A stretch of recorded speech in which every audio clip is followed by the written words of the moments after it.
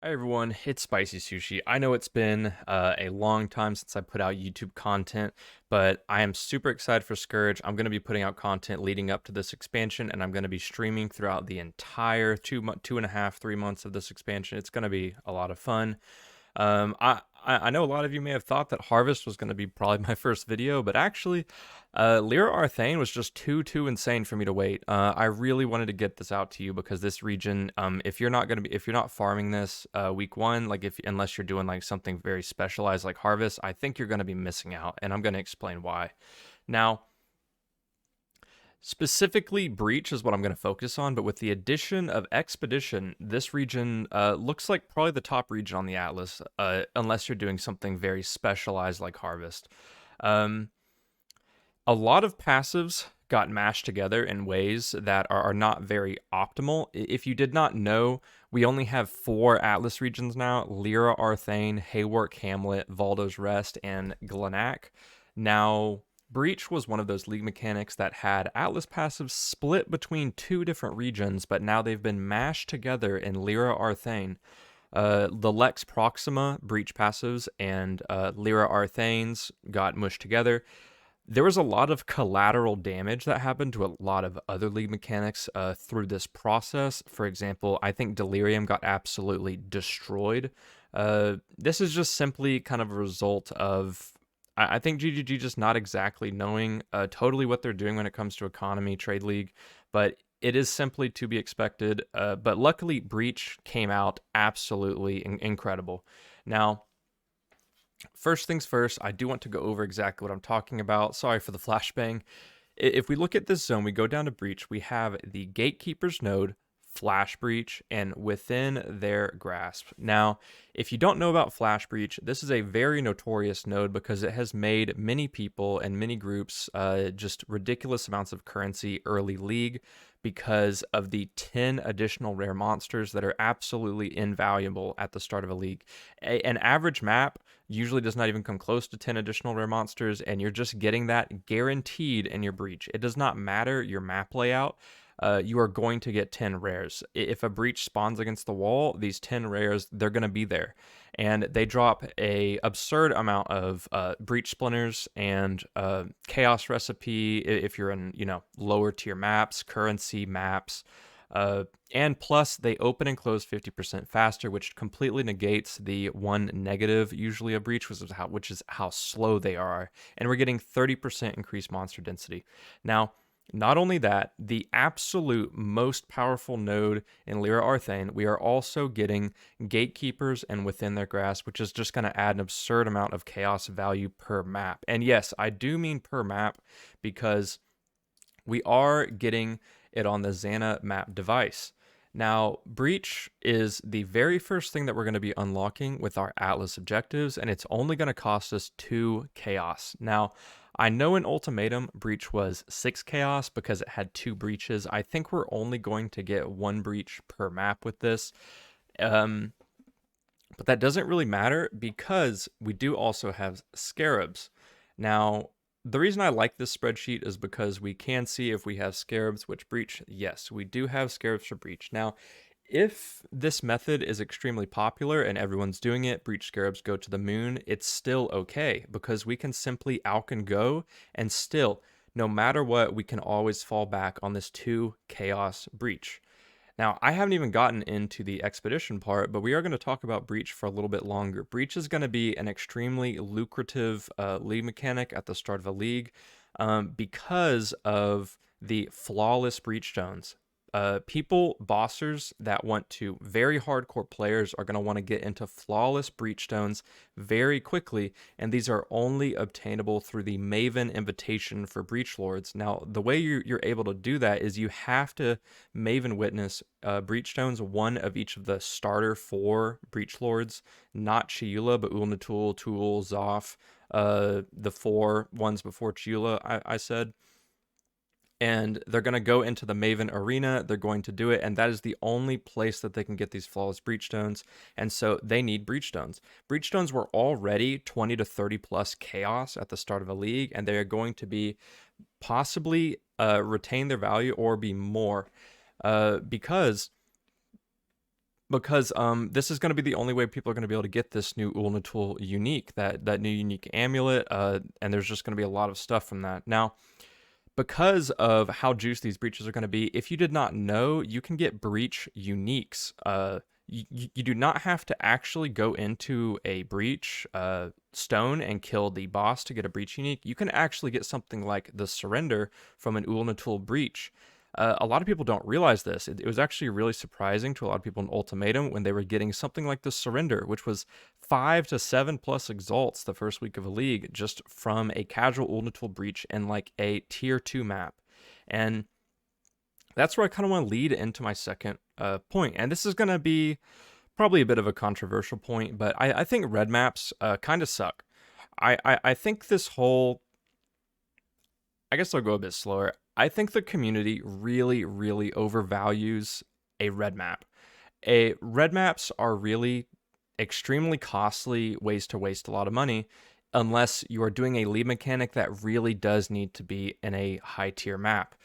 But if you didn't know, basically, the breach lead mechanic, you don't have to do that in a high tier map to get the full value out of a breach.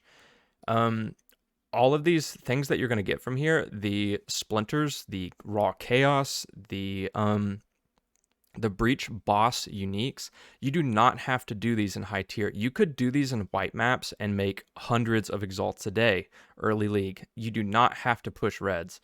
But you will, in my opinion, want to push your atlas to the point where you have watchstones, or you don't even have to do that. You could just get something like the hook card, and if you can snipe enough, if they're at an early price, there are other watchstone cards. This is just an example, but you can fill out your atlas with watchstones without ever having to leave white maps. And the reason I think this is incredibly valuable is because red maps really don't give you a lot. Of course, you can get decent bases and you can get guardian maps, but in tier 14 plus. But that is not really, in my opinion, going to offset the incredible amount of currency and the incredible amount of trading that you're going to have to do to maintain that tier 14 plus pool of maps. And so the thing I want to show you guys here is how minuscule awakening level of an impact awakening level will have on something like this strategy. So let's say we were, maybe a little bit far into week 1 and we had our awakening level at 6. So we are inherently going to get a roughly 6% chance to get a Shaper or Elder map, which could be 50 plus Chaos. And we could also, if we got our Uncharted Realms Remnants, we could be looking at around another 6% chance. Now let's say we push that to 8. We could be looking at maybe a 14% chance of getting a Guardian map. Over about 100 maps, tier 14 plus, we could get roughly 14 Guardian maps. Now, if you're spending 10 to 15 chaos per tier 14, if you're not sustaining them very well at all, or if even half, you are spending an incredible amount of money for very little gain, in my opinion. What you can do instead is you could have 0 watchstones in your Lira Arthain area. Obviously, this is an example. And you could have just 2 stones. Let's say these are our other 3 regions. We have our 2 stones in our other 3. And as a result of that, you see all of these are yellow and these still remain white. We are going to be over sustaining our white map pool by an absurd amount, and we are still getting the full value out of our breach mechanic. Let me find my thing again. Okay. And so that is because Flash Breach is going to give us, because we're giving 10 additional rares, even without scarabs, we can get it through the map device craft. We're going to be getting a ton of maps. We're going to be over sustaining, infinitely sustaining our white map pool.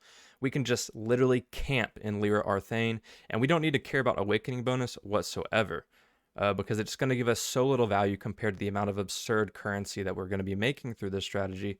Look at Empyrean's team. If you did not know, they did Flash Breach was their main money-making strategy before they built up currency to move into basically ultra delirium juice with their party. There was a post on Reddit from Ultimatum League where a guy solo made a headhunter and almost 2 mirrors in about 2 days from this mechanic. And it's only getting better. Now, obviously, that dude probably had to replace his chair. He played so much. But even if you play pretty casually, there you should have no problem just doing white maps. A lot of builds are going to be able to do this. And so that's why I think it's so strong and so attractive of a strategy. Now, obviously, I've only gone over our 3 points. We still have 2 nodes to take, and I'm going to have to say it's going to be Expedition, in my opinion, because with the new, let's go ahead and go over this right here. Since this was actually given to us already, our Expedition chance, we're going to have a 3-3-3, a 9% flat, and we also, if we go ahead and look at our patch notes, we're going to be getting an 8% flat chance already base, and so we're going to have a 17% chance if we took these 3 nodes, but we're only going to be taking 2 in my opinion, and I'll go over that.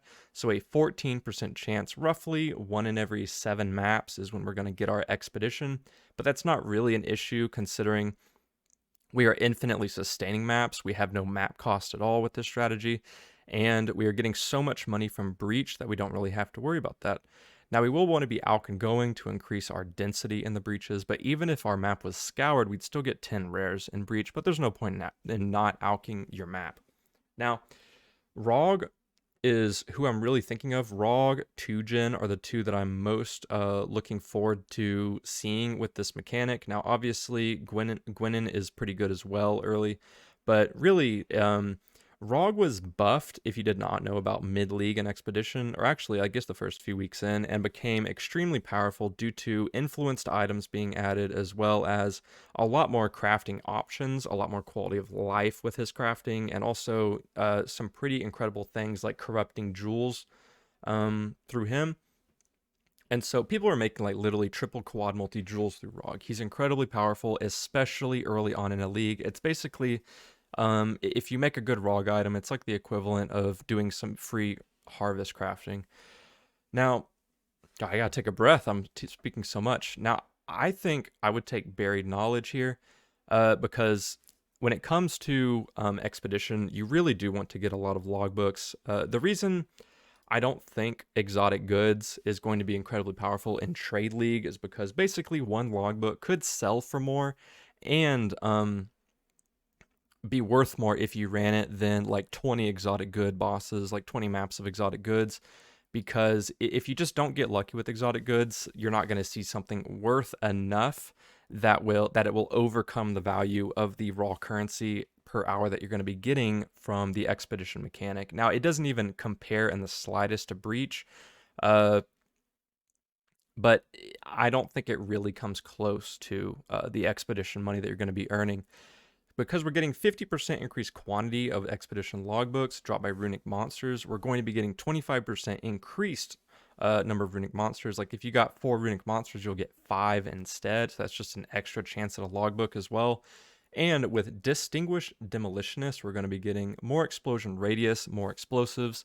We're going to basically be able to cover the entire Expedition. We're not going to be missing any runic monsters. Now, Ancient Writings is impressive, but it's not impressive enough, in my opinion, to warrant another notable being used on it. So, because if Expeditions and Eras only have +2 remnants, it's not as big of a deal as getting a lot of runic monsters, basically. So, oh yeah, and the additional suffix modifier, I just want to explain that. I had it pulled up here for you guys. Basically, a suffix is things that are beneficial. It is not the not beneficial mechanics like the prefixes, but we could get increased quantity, stuff like that. So if you wanted to go with that, you definitely could, but I think you would be significantly missing out. Now, for Heist, I think they really dropped the ball on Heist. It was not updated, which it really does need to be because you're only getting a 10% additional chance at the Smuggler's Cache. So you're just... Even when you get the Smuggler's Cache, every like 6 or 5 or 6 maps or something, whatever the chance is, when you add this to the base, it's just not going to be impressive enough. Now, blueprints that drop in areas, blueprints can drop from rares and stuff. It's not just from the Smuggler's Cache, but even only a 10% chance to be fully revealed is very unimpressive. And Einhar is good, but you would have to be selling Yellow Beast. So this is really kind of a very high-end top 1% mechanic that even I don't mess with. And I think you could just drop the pain of selling beasts, selling rares, waiting for beasts, and just go to Expedition and just get some passive currency per map instead. But yeah, anyway, I just want to make this video. I'm going to be going over some of the other regions. Here's a flawless Chiula. I just decided to show like kind of why people would be wanting these flawless maps. Like they want to test the data from these, as well as see if they're really rewarding, see how common the unique is, stuff like that. But anyway, guys, also, I wanted to show this. Basically, if you want to know what kind of white maps you'd be running if you do this strategy, I think this is the only time it was really revealed to us was this video. I've tried to find different sources of the early game map, and this video is really it. The trailer, you get to see the maps here. They aren't incredibly impressive, but like I said, the layout of the map does not really matter. For something like Valda's, you are getting Strand into Tower, though, which is insane. You're getting Canyon and Hayworks. That's some stuff to look forward to. But anyway, guys, I'm excited for this league. Thanks for watching the video, and I will see you next time.